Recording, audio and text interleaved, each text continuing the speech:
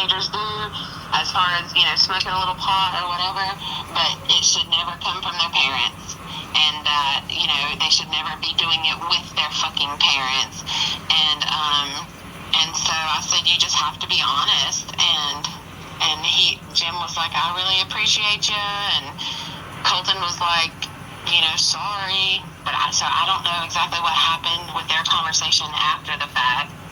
Well, see, and that's the only thing that really hurts me is anytime we try to go to Janie or Jim, it somehow, I can tell it hurts like Colton and the kids the most because they're stuck living in that house and they're stuck in the middle of basically watching Zach and Seth do whatever they want while they have like these stipulations from Janie and Jim, and they want to follow it because they definitely don't want to go down the path that Zach and Seth have. But on the other hand, why sit here and be tied down while you're watching them like live off of the parents getting away with everything?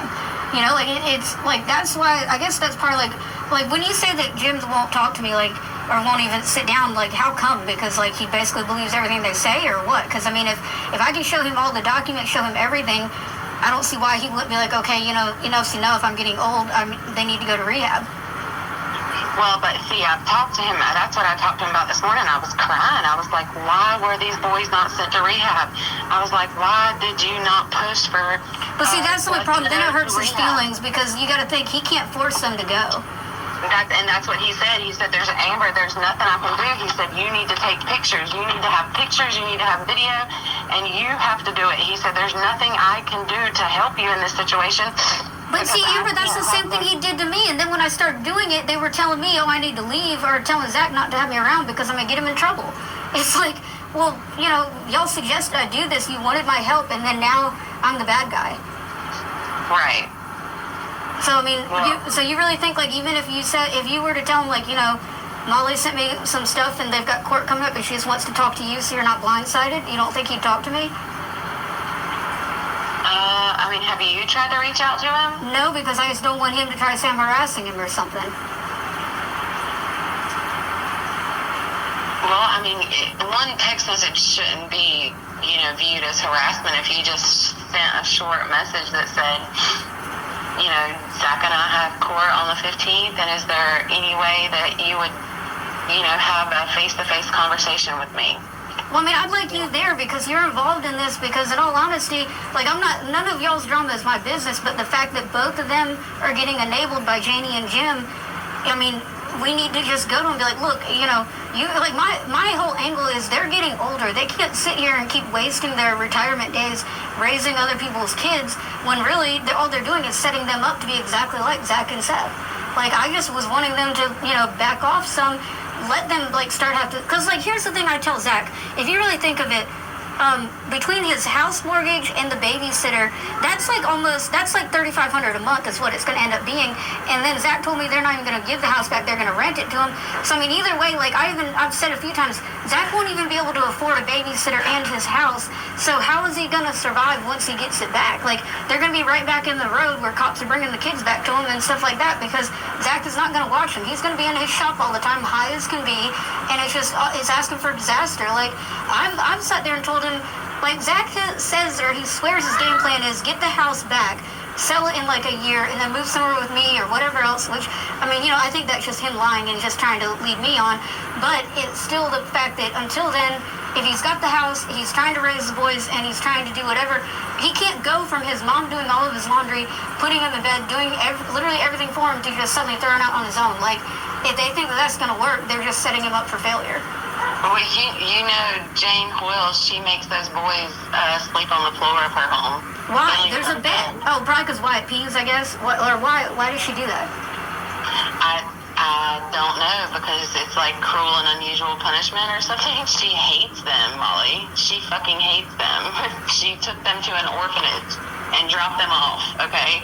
Kara and Zach went and got them out, whatever, but she has hated them. He texted me one night when I was telling him I was done with him, didn't want to talk to him. He's like, well, you need to answer the phone because Wyatt's trying to call you, he wants to talk to you. And I'm like, Zach, stop using the boys to reel me in, because that's my soft spot.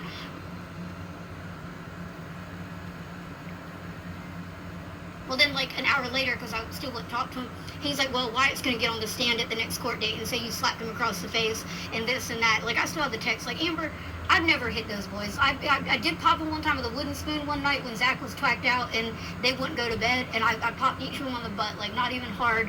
And it didn't even upset him. It just kind of shocked him that I finally did it. But that's it. Like, so for him to, like, for Zach to basically have the children manipulated to the fact they're going to say that, that's pretty pathetic. And I don't even think really Wyatt would say that, but I mean, I think, you know, Zach would try to groom him, but I feel like face-to-face Wyatt would probably turn and be like, Dad, you got to stop lying. Because, I mean, usually, and Mason out of all of them has the balls to stand up to Zach more than anybody. So, I don't know, I hate it, because I'm baffled by all of it, because I have no bad intentions for any of them, but it's like, if they're going to keep letting meth make their mind up about everything, then something's got to give.